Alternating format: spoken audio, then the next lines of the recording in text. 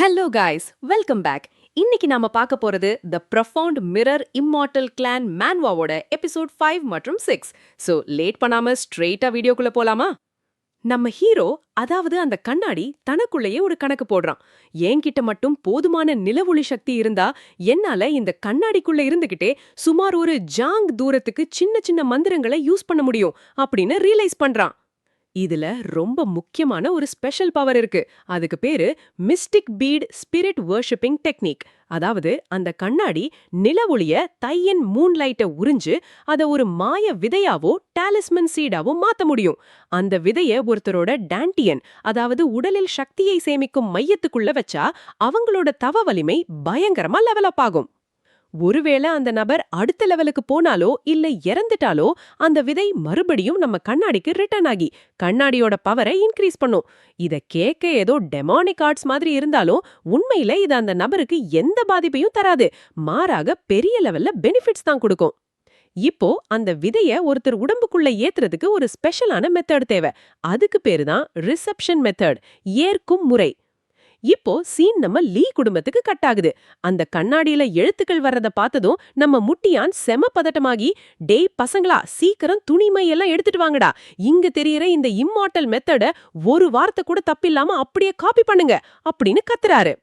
அந்த ரிசப்ஷன் மெத்தட்ல என்ன சொல்லியிருக்குன்னா, முதல் ஸ்டெப், அந்த மாய மாத்திரை நேரா சென்ட்ரல் பேலஸ் அப்படின்னு சொல்லப்படுற இதய நாடிக்கு இறங்கும். மூச்சு பயிற்சி. அதுக்கப்புறம் மூச்ச 9 கவுண்ட்ஸ் அடக்கி அதை 9 தடவை ரிப்பீட் பண்ணணும். 9 into 9 81 கவுண்ட்ஸ். இது ஒரு சாதாரண டெக்னிக் இல்ல, ரொம்பவே பவர்ஃபுல்லான இம்மார்டல் மெத்தட் காய்ஸ். ஆனா காய்ஸ், இந்த பவர்ஃபுல்லான மெத்தட எப்ப வேணா பண்ணிட முடியாது. அதுக்குன்னு ஒரு கிறிஸ்பியான ரூல் இருக்கு. இத ஜியாசி மற்றும் கெங்ஷன் அப்படின்னு சொல்லப்படுற ரொம்பவே ஒரு விசேஷமான நல்ல நட்சத்திர நாட்கள்ல மட்டும்தான் பண்ணணும். அன்னிக்கு நைட்டு நிலா வெளிச்சத்துல ஒரு தியான கூடைய வச்சு நல்ல வாசனை வர ஊதுபத்திகளை கொளுத்தி சுத்தமா குளிச்சு முடிச்சிட்டு மனச ஒருநிலைப்படுத்தி வேண்டிட்டு உட்காரணும். அப்போ ஒரு மாசான சபதம் எடுக்கணும் கைஸ். விதியை கட்டுப்படுத்தும் மாபெரும் சக்தியே, என் மனதை அமைதிப்படுத்தும் இறைவா, நான் உங்களை அழைக்கிறேன் அப்படின்னு சொல்லி ஒரு சேக்ரெட் ஓத்து எடுக்கணும். அப்புறம் அந்த சபதத்தை ஒரு பேப்பர்ல எழுதி அதுல முத்திரையிட்டு நெருப்புல காட்டி எரிக்கணும். ஃபைனலா தையின் அப்படின்னு சொல்லப்படுற நிலவு கடவுளுக்கு நன்றி சொல்லிட்டு காத்துல இருக்கிற பிரபஞ்ச ஆற்றல 3 தடவை முழுங்கணும். அப்போதான் அந்த பவர் அவங்க உடம்புக்குள்ள முழுமையா இறங்கி வேலை செய்ய ஆரம்பிக்கும். இப்போ சீன் அப்படியே வயல்வெளி பக்கம் மாறுது கைஸ். அங்க ஈ குடும்பத்தை சேர்ந்த ஈ சிங் ஃபு அப்படிங்கிற ஒரு பெரியவர் ஜாலியா பேசிக்கிட்டு இருக்காரு. இன்னைக்கு ஏதாவது நல்ல செய்தி இருக்கா? இந்த வயல்ல இருக்கிற பயிரெல்லாம் பார்க்கவே செம சூப்பரா பச்சை பசேல்னு இருக்கு. இதெல்லாம் நம்ம சகோதரன் சுன் வூவோட உழைப்பு தான் அப்படின்னு அவரோட ஹார்ட் ஒர்க்க பாராட்டுறாரு. அப்படியே பேச்சு மெதுவா அவங்க ஃபேமிலி கல்யாண மேட்டர் பக்கம் போகுது. என் மருமகள் ரொம்ப அமைதியானவ, குடும்ப ரகசியத்தை நல்லா காப்பாத்துவா. அவளுக்கு ஒரு பையன் பிறந்ததும் சில முக்கியமான ரகசியங்களை அவகிட்ட சொல்லணும். ஏன்னா குடும்பத்துக்குள்ள ரொம்ப சீக்ரெட்ஸ் இருந்தா அது மத்தவங்க கிட்ட தேவையில்லாத சந்தேகத்தை தான் உருவாக்கும் அப்படின்னு ரொம்ப யதார்த்தமா பேசுறாரு. அதே நேரத்துல நம்ம லீ குடும்பத்து பசங்களை பத்தியும் அங்க ஒரு குட்டி டிஸ்கஷன் போகுது கைஸ். அந்த டோன்யா என்னடானா கல்யாணமே வேணான்னு அடம் பிடிச்சு சுத்திட்டு இருக்கான். ஆனா ஷியாங் பிங் இப்போ கரெக்டான கல்யாண வயசுல இருக்கான். என் அண்ணன் வளர்த்த அந்த டியான் குடும்பத்து பொண்ணு அவனுக்கு செம மேட்சா இருப்பா அப்படின்னு ஷியாங் பிங்க்கு பொண்ணு பாத்துட்டு இருக்காங்க. ஒரு பக்கம் நம்ம பசங்க கல்டிவேஷன் பண்ண ரெடி ஆகிட்டு இருக்காங்க. ஆனா இன்னொரு பக்கம் ஊருக்குள்ள இவங்களுக்கு கல்யாணம் பண்ணி வைக்க பிளான் போயிட்டு இருக்கு. இப்போ சீன் ஓபன் ஆனா அந்த ஊர் பெரியவர் ஒருத்தர் பேசிட்டு இருக்காரு. நான் ஷியாங் பிங் கிட்ட கேக்குறேன், அவனும் சம்மதிச்சா கொஞ்ச நாள்ல முறைப்படி ஒரு வார்த்தை, அதாவது சீன முறைப்படி கல்யாண பரிசு அனுப்பி பொண்ணு கேட்போம் அப்படின்னு நம்ம ஷியாங் பிங்குக்கு கல்யாணம் பேசிக்கிட்டு இருக்காங்க. ஆனா கரெக்டா அதே நேரம் பார்த்து வீட்ல நம்ம ஷியாங் பிங் ஹச் ஹச்னு பயங்கரமா தும்புறான். யாராவது நம்மள பத்தி பேசினா தும்மல் வரும்னு சொல்வாங்கல்ல, அந்த லாஜிக் தான். உடனே அவங்க அண்ணன், டேய் தம்பி என்னாச்சு, ஒருவேளை உனக்கு ஜலதோஷம் பிடிச்சிருக்கான்னு கேக்குறாரு. ஷியாங் பிங் உடனே சுதாரிச்சு, அதெல்லாம் ஒண்ணும் இல்லன்னு, நீங்க கல்டிவேஷன் மேட்டரை கண்டினியூ பண்ணுங்கன்னு சமாளிக்கிறான். இப்போதான் கைஸ் கதையில ஒரு மெயின் ட்விஸ்ட். இந்த லீ குடும்பத்துல இருக்கிற யாருக்குமே இயற்கையாவே தவசி ஆகிறதுக்கான ஸ்பிரிச்சுவல் ரூட்ஸ், அதாவது ஆன்மீக வேர்கள் அல்லது ஆற்றல் துளைகள் கிடையவே கிடையாது. அப்படின்னா இவங்க சாதாரண மனுஷங்க, இவங்களால பவர்ஃபுல்லா ஆக முடியாது. ஆனா நம்ம ஹீரோ கண்ணாடி கிட்ட ஒரு சூப்பரான சீட் கோட் இருக்குல்ல, அதான் அந்த மாய விதை. இந்த மாய மெத்தட அவங்க முதல்ல செய்யும்போது அவங்க உடம்புல இருந்து ஒரு வெள்ளை ஒளி வெளியே வரும். அத சுன் அப்படிங்கிற ஒரு பழங்கால சீன அளவீட்டை வச்சு அளப்பாங்க. இதுல 10 சுன் வந்தா 100% டேலண்ட் இருக்குன்னு அர்த்தம். இப்போ ரிசல்ட் டைம்.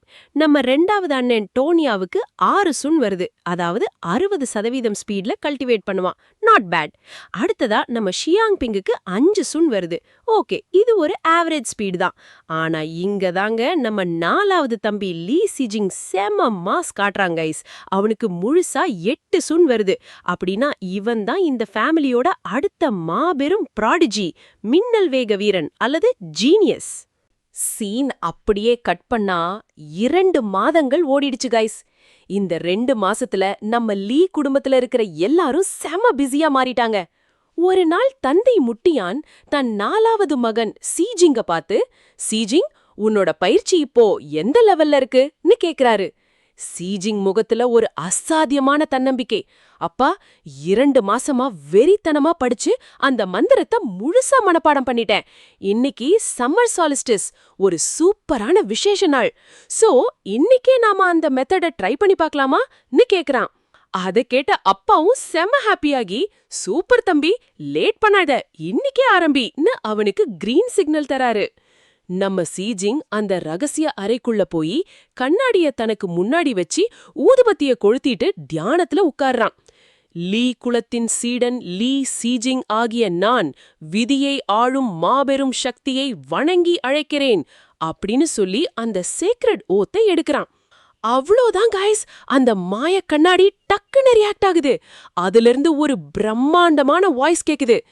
தீய எண்ணங்களை துறந்து பாவங்களை நிறுத்தி தீமையின் வேர்களை அறுத்தெறிந்த லீ குலத்து சீடர்கள் வாழும் இடம் இது. இவனுக்கு தவத்தின் தகுதியை வழங்குகிறேன் அப்படின்னு சொல்லிட்டு வானத்திலிருந்து ஒரு லெஜெண்டரி லூட் விழுது கைஸ். அது என்னன்னா, tie in breath nurturing wheel sutra அப்படிங்கிற ஒரு பவர்ஃபுல் புக். அது கூடவே ஒரு தங்க ஒளி துண்டும் வந்து விழுது. பூஜை முடிஞ்சதும் சீஜிங் மெதுவா கண்ணை திறந்து ரொம்ப எக்ஸைட் ஆகி, அப்பா, அண்ணே, எனக்கு அந்த மாய விதை கிடைச்சிருச்சு. நான் கல்டிவேஷனோட முதல் லெவலான ஃபீட்டல் பிரெத், கருச்சுவாசம் நிலைக்குள்ள சக்சஸ்ஃபுல்லா என்ட்ரி ஆயிட்டேன்னு சொல்றான். அப்பாவும் அண்ணனும் சூப்பர் தம்பி, வாழ்த்துக்கள்னு சொல்லி அவனோட இந்த வெற்றிய செம்மையா கொண்டாடுறாங்க. ஆனா காய்ஸ், அங்கதான் ஒரு விசித்திரமான விஷயம் நடக்குது. சீஜிங் தனக்கு கிடைச்ச அந்த சூப்பர் பவர் ரகசியத்தை அப்பா கிட்டயும் அண்ணன் கிட்டயும் வாய் வார்த்தையால விவரிக்க ட்ரை பண்றான். ஆனா அவனால பேச முடியல. சரி, ஒரு பேப்பர்ல எழுதலான்னு ட்ரை பண்ணா அவனால எழுதவும் முடியல. அவனோட கையும் வாயும் அப்படியே லாக் ஆகுது. ஏதோ ஒரு சிஸ்டம் பிளாக் அல்லது ஒரு மாயாஜால கட்டுப்பாடு அவனை தடுக்கிற மாதிரி இருக்கு. ஏன்னா இது ரொம்பவும் ரகசியமான ஒரு இம்மார்டல் மெத்தட். இத மத்தவங்களுக்கு அவ்வளோ சீக்கிரம் லீக் பண்ண முடியாதுங்கிற விதிய அந்த மந்திரமே வச்சிருக்கு. கடைசியா சீஜிங் எல்லாருக்கும் ஒரு பெரிய ஷாக்கிங் நியூஸ் சொல்றான். அப்பா, அண்ணே, எனக்கு அந்த பவர் வரும்போது என் மைண்ட்ல சில முக்கியமான இன்ஃபர்மேஷன் வந்துச்சு. அந்த மாய கண்ணாடி மூலமா நம்ம குடும்பத்துல மொத்தம் 6 பேருக்கு மட்டும்தான் இந்த பவர் விதைய தர முடியும். அதுக்கு மேல யாருக்கும் தர முடியாது. நம்ம ஹீரோவோட பவருக்கு இப்போ ஒரு லிமிட் தெரிய வந்திருக்கு. அதாவது ஒன்லி 6 சீட்ஸ் தான் இருக்கு கைஸ். லீ குடும்பத்துல மொத்தம் ஏகப்பட்ட பேர் இருக்காங்க. ஆனா இந்த பவர் வெறும் 6 பேருக்கு மட்டும்தான் கிடைக்கும்னா அப்போ மத்தவங்களோட நிலைமை என்ன? குடும்பத்துக்குள்ள ஒரு பெரிய காம்படிஷனே வரப்போகுது போல. 4வது தம்பி சீஜிங் வெற்றிகரமா பவரை வாங்கினதும் பெரிய அண்ணன் ஷாங்ஹூ ரொம்ப அக்கறையா சொல்றாரு, சரிப்பா, தம்பிக்கு பவர் கிடைச்சிருச்சு, எல்லாரும் நைட் எல்லாம் முழிச்சிருக்கீங்க, போய் நல்லா ரெஸ்ட் எடுங்க.